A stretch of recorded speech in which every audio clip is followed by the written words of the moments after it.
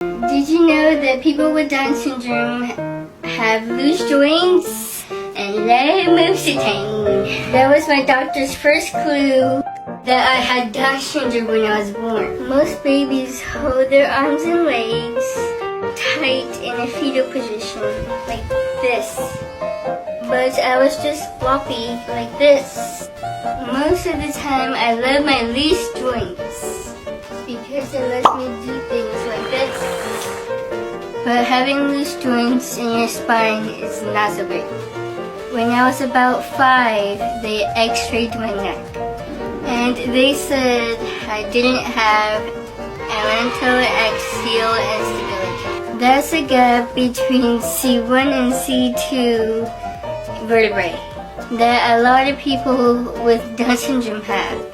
Because I didn't have it, I was allowed to do gymnastics, dive, and do the butterfly stroke.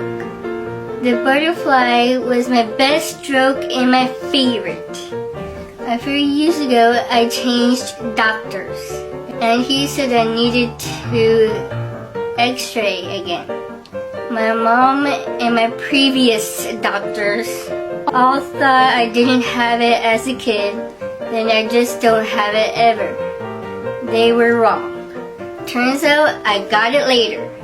I was sad because I couldn't do gymnastics, dive into a pool, or swim the butterfly anymore.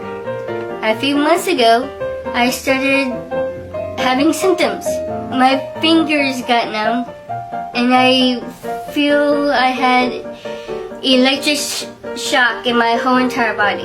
When I sneeze, or tense up when I open a heavy door, or when I got knocked over by a wave in the ocean and had to be carried out of the water.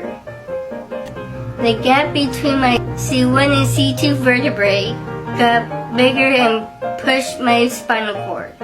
My atlantoaxial instability is now called atlantoaxial subluxation, which means dislocation. It's very dangerous because if I move wrong, I could become paralyzed or die. Now I have to have surgery to fuse my C1 and C2 vertebrae together to keep me safe. My surgery is going to be this Friday on August 5th. I'm scared. It's gonna hurt a lot. And I will have to wear a neck brace all the time for 6 weeks. Wish me luck.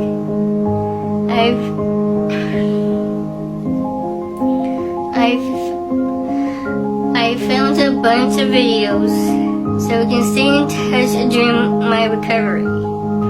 Don't forget me.